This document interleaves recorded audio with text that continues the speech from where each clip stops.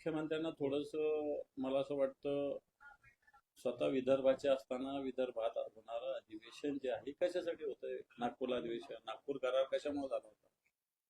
विदर्भावर अन्याय होणे म्हणून त्याच्यात असं ठरलं होतं की नागपूरचं अधिवेशन वर्षातून एकदा व्हावं. ते काय 4 दिवसाचं व्हावं?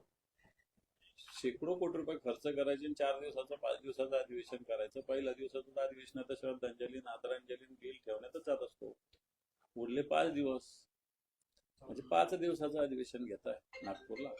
खरं तर तुम्हाला जनतेचे प्रश्न विरोधकांनी मांडू नये अशीच तुमची इच्छा आहे आणि म्हणून तुम्ही अधिवेशन कसं गुंडाळता येईल, कसं कमी करता येईल असा प्रयत्न करा.